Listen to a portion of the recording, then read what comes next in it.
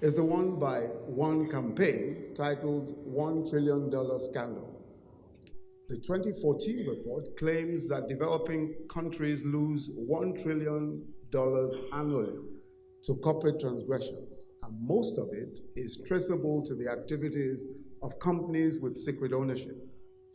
Another report that may enjoy some mention here is the 2015 report of the high-level panel on illicit financial flows from Africa, chaired by the former South African president, President Thabo Mbeki.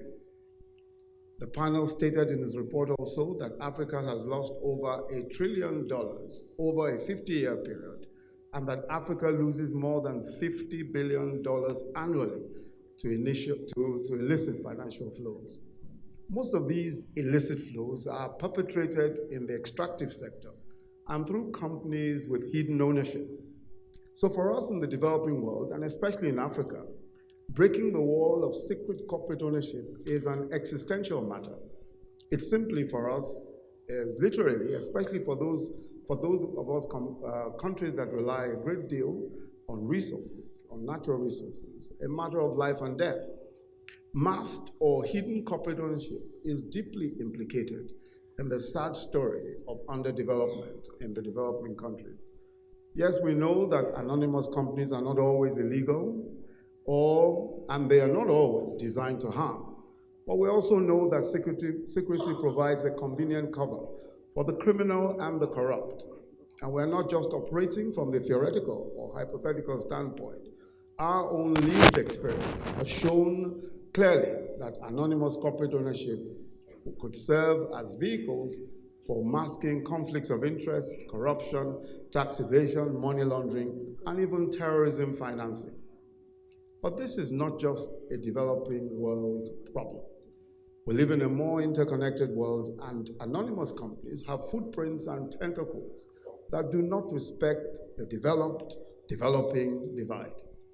Even when the degree of exposure may differ, everyone in today's world is at risk of the dangers posed by anonymous corporate ownership.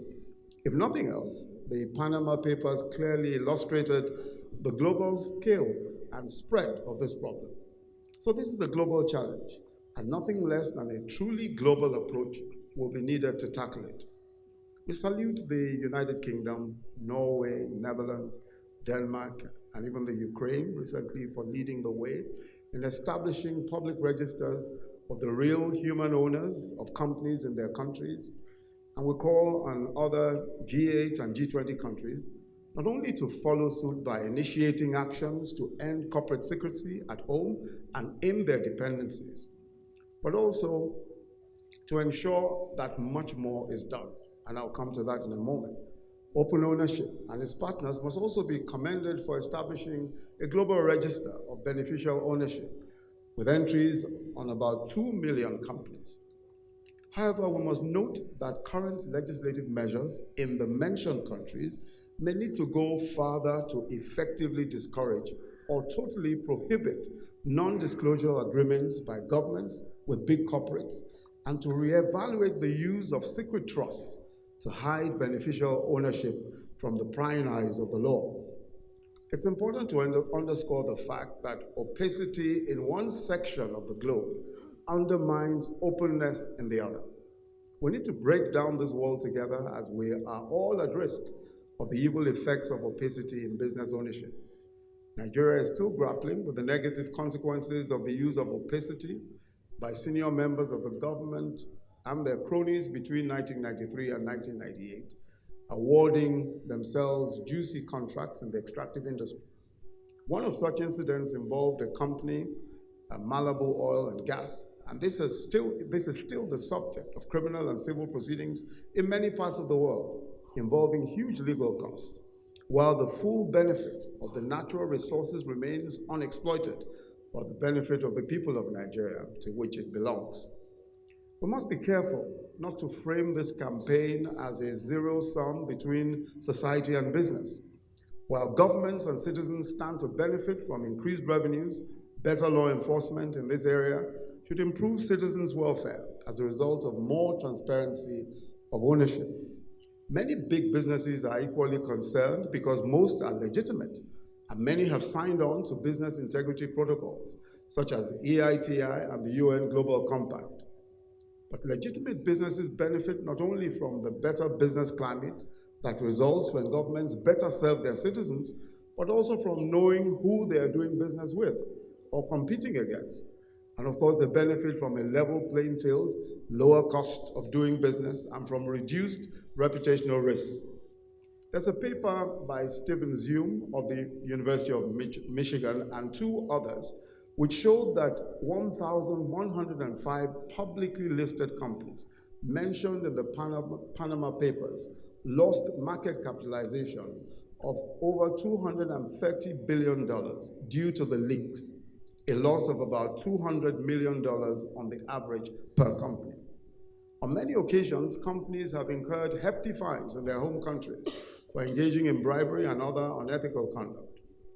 So hidden ownership and other underhand business practices could erode profitability and shareholder value. This is why ownership transparency is a potential win-win for all, business inclusive. So we need everyone to be on board: governments, businesses, development partners, international organizations, civil society groups, media, and of course citizens.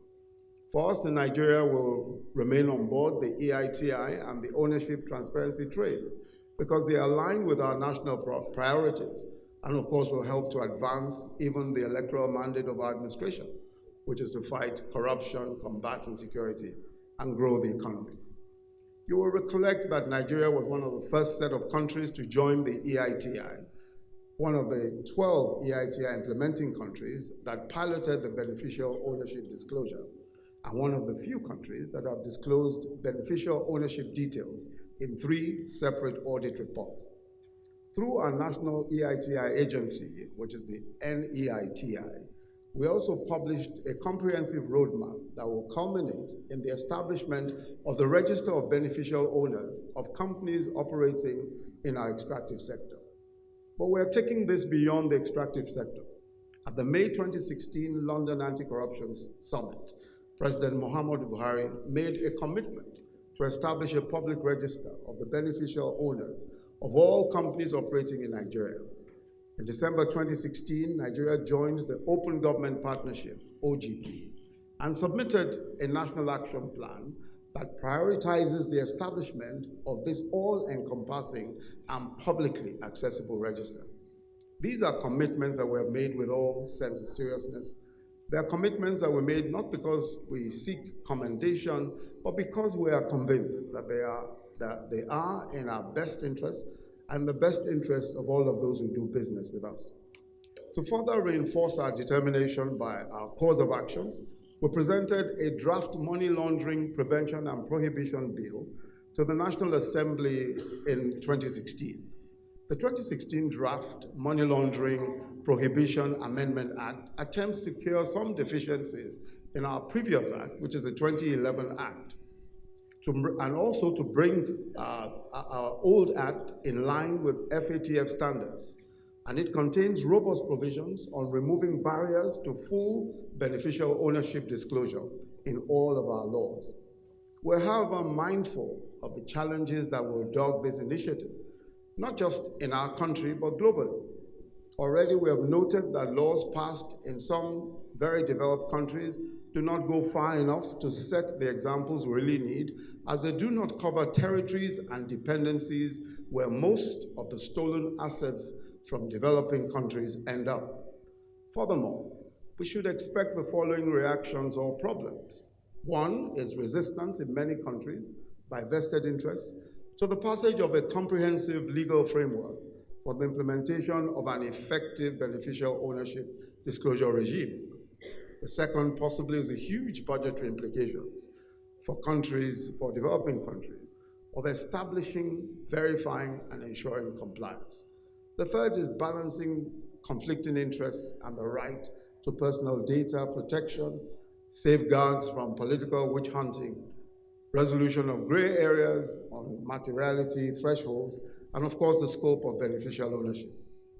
These are, of course, all surmountable with the required political will and sustained pressure from the global community.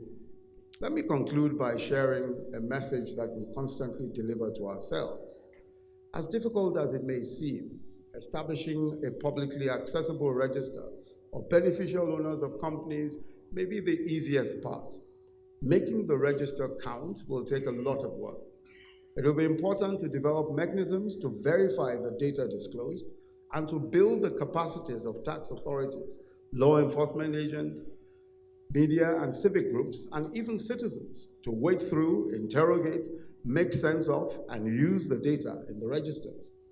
We also need to move away from the illusion of the magic bullet. In fact, there are no magic bullets in the system. In fact, they will try. Our task is to make it more difficult for them to hide or disguise the identities of real owners of companies to the detriment of the larger society. As with freedom, the price of openness will always be eternal vigilance. In a related vein, we should not look at EITI as the one-stop shop for reversing the so-called resource curse. It is a wonderful tool which must be mainstreamed and combined with other tools to ensure that natural resources are more prudently managed and better deployed towards both economic growth and sustainable human development. While uniform standards are necessary, we should not make a fetish of them. It's important to take adequate account of national realities, to iterate, to be ever vigilant of, and adapt to new areas of work, such as ownership transparency, and to focus more on impact than on just activities or box-ticking exercises. This is a powerful initiative. It can be even more potent by the collective commitment that we share. May I, as I take my seat again, thank the government of Indonesia and the EITI for this opportunity to share our thoughts. I wish you all very fruitful deliberations at this important event. Thank you very much.